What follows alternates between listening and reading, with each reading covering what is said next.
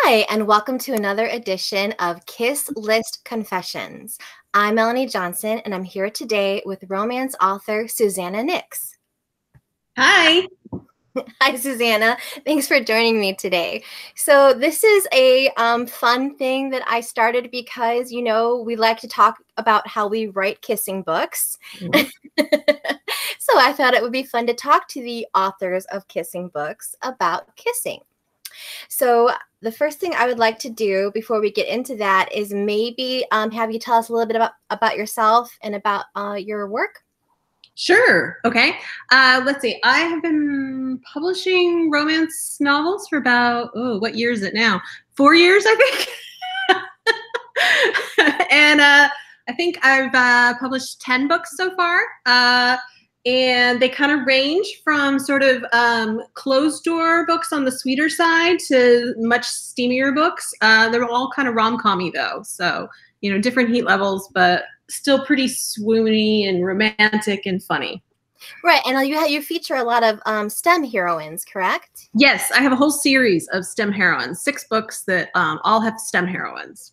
Love that. Love it so much. Yeah. So what we're going to dive right in with one of my favorite questions, which is if you had to describe your first kiss in 3 words, what would those 3 words be? Okay, this was really hard because my first kiss was many decades ago. As well as I can remember, the first word would be wet because I remember being surprised by how wet it was the first time. It was not what I expected. The second word would be sweet because it was sweet. The guy was sweet and it was just sweet. And the third was dreamy because honestly, I had been sort of dreaming about it for a long time and it was kind of everything I wanted it to be. Aw, that is so sweet. So wet, sweet, and dreamy. Mm-hmm. Oh. I love that you're like, it is unexpectedly wetter than I expected. I don't know what I expected. Their mouths, they're wet, right? How old were you, if you want to say? 15-ish. Okay, 15-ish. All right. So when you were describing this, was this like a full kiss? Like we're talking the whole time? Yeah. Okay. And we just went, so it wasn't just like that closed mouth kind of nice smooshing. It was like full on making out session kind of thing. So that's why I think the wetness came into it.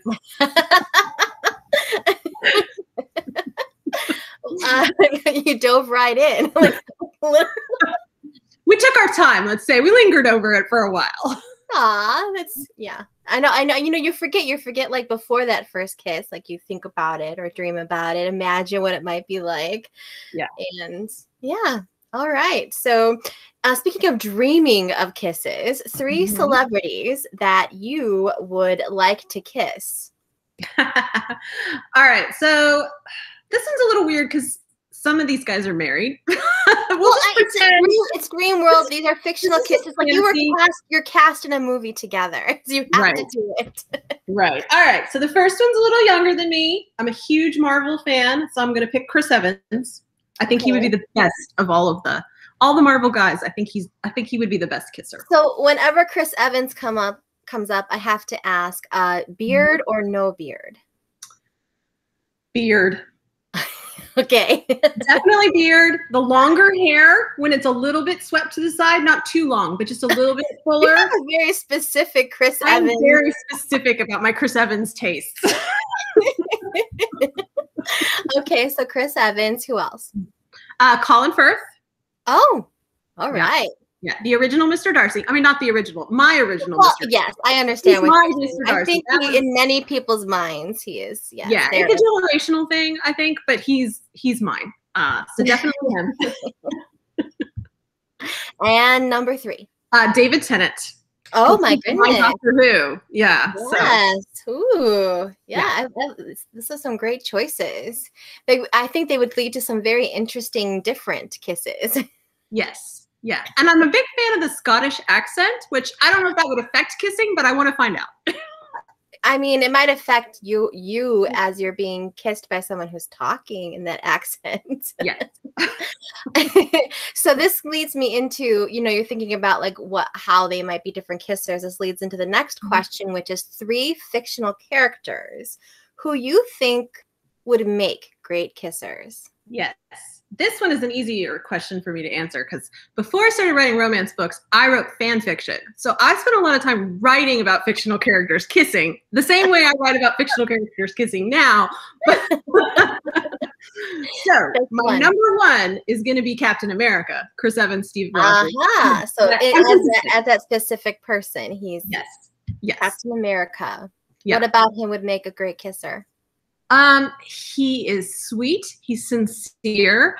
I think that he's probably a little shy, which I think is attractive in a man. He's probably a little inexperienced too. And I think that could be fun. There's an innocence about him, right? There is. There definitely is. Not all my choices are innocent though. Okay. So, Captain America, what's number 2? Number 2 would be Jim from The Office. Oh, okay. I'm a huge The Office fan, or I was. I mean, I still am, but it's not on it. But I think Jim would be a really good kisser. Yeah, I'm not gonna argue. And then number 3?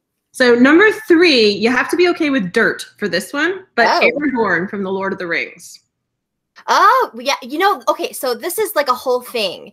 So Viggo Mortensen, that's the actor's name. Yes. There is like this bizarre, the dirtier he is, the hotter Yeah.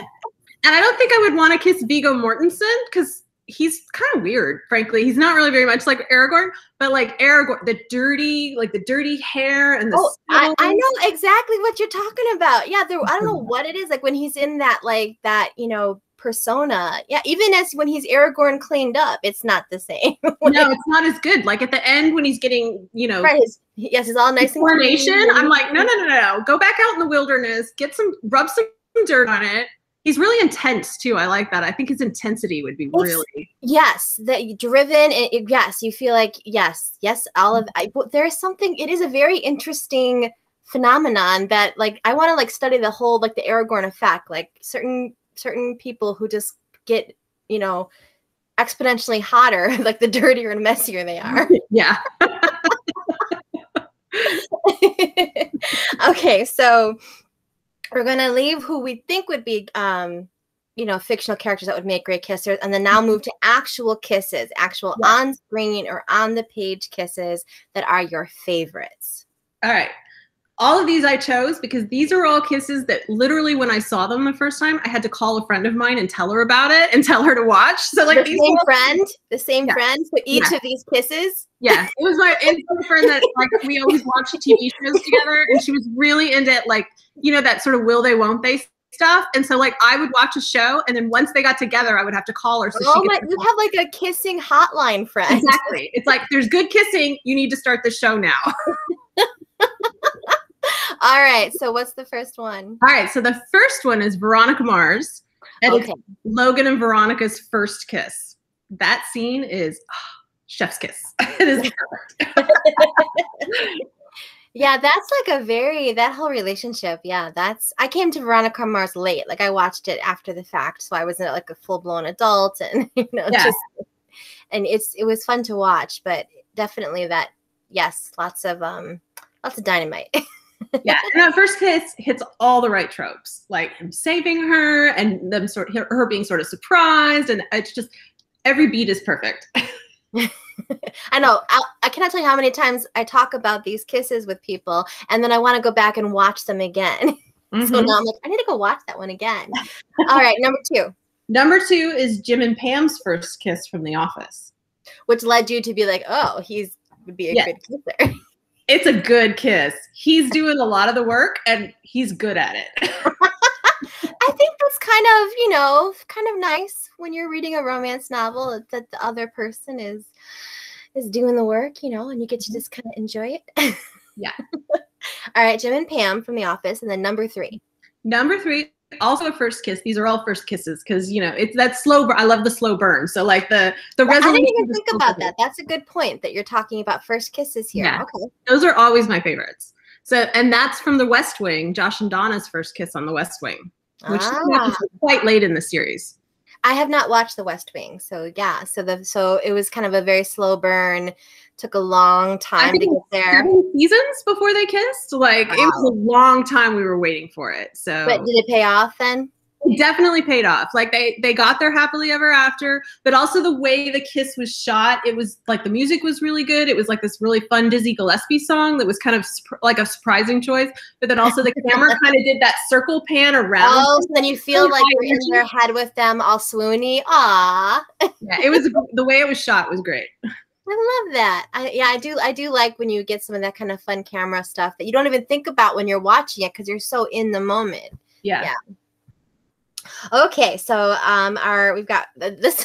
So before we started, Susannah had a very funny question for me. So the next one is 3 ideal locations you find would be romantic places to kiss, and she's like, "Are you talking about on the body?" And I said, "It could be." So points to Susannah for that very like ingenious interpretation of the question. But I think you're sticking with actual places. I am like, I'm not on the person. I mean, you know, your body is a wonderland and all that, but that's nobody's business but mine. Okay, so 3 places you feel would make ideal kissing locations. Yes. So number 1 is a swimming pool. Like a nice resort swimming pool, not like the Y with full of kids or anything. Like romantic resort. And so alone. And it's like when you're watching one of those commercials for those getaways. There's never anybody else around. You right? Yeah. Have it to yourself.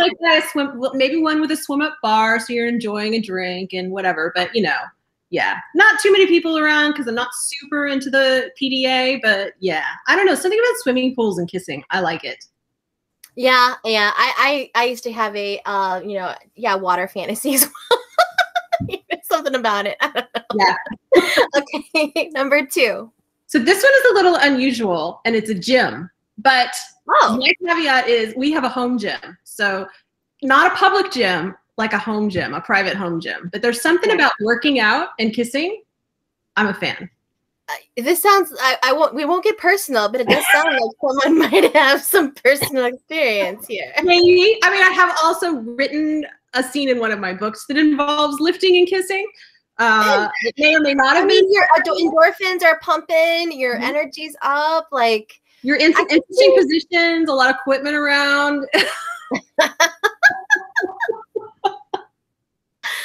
Okay.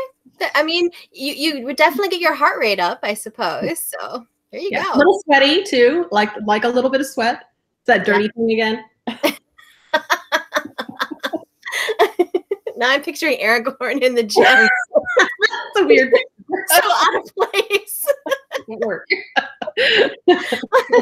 Okay, and then the 3rd location. The 3rd location, I would say in front of the Eiffel Tower. Just that classic kind of postcard setting, very romantic. You're in Paris. I think that's great. Yeah, I think there's a lot of kind of like built-in romantic vibe happening just by being there. I have yet to go to Paris. Have you been to Paris? I have. Yeah. It was freezing cold when I was there. I was there in 2000, so it was like the whole Millennium celebration. Okay. And I was only there for 2 days, but it was freezing. Well, yeah, that would have been right in January. Yeah. Mm-hmm. Yeah. So I'm hoping one day, it's definitely on my bucket list to go. So, all right. So if we're going to wrap up here with 3 songs that you would put on your kissing playlist. Yeah. Okay. So this is hard to narrow down because I have playlists for all of my books. So I have to pick kissing songs for every book I write just because that's what I do. Yeah. But I picked 3 of my top kissing songs. And the first one is Taylor Swift, Wildest Dreams. Okay. Because I love that song. It's just very romantic. Kind of sad, but also romantic. A little tragedy. Number 2 would be Crowded House, Fall at Your Feet, which is an oldie. Oh yeah, I know Crowded House, but I can't think of that song. It's not like coming into my head. I'm gonna have to look it up later. Yeah, it's from when I was, in high school and college, but it's very romantic, very swoony, that song. Love it. Okay, I'm going to be putting together, I'm going to be compiling a whole Spotify playlist of all of the author's answers. So that'll be fun. That will be on there. Yeah. And so then number 3? Number 3 is Peter Gabriel, In Your Eyes. Because again, an oldie from my high school days, but I think that one transcends time. I think everyone, and you hear that song come up over and over and over in various movies, commercials, TV shows. Yeah. And it was personally formative for me. Like I had like it played at a high school dance when a boy I had a crush on like asked me to dance. We did not kiss, but he did ask me to dance to that song. And so that like that's a big deal. For me. That's oh my goodness. Like like that's a whole different thing on its own. Like songs that you've kind of danced to is like its own thing. Yeah. Oh, the high school dance. Aw. No.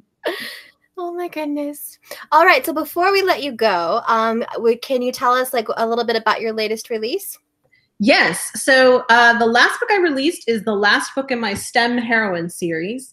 It wraps that up, and it actually sets off a spinoff series, which is the first book in that is going to release next month. And the spinoff series is going to be steamier because the STEM heroine series was kind of mostly closed door-ish, a little, low heat-ish.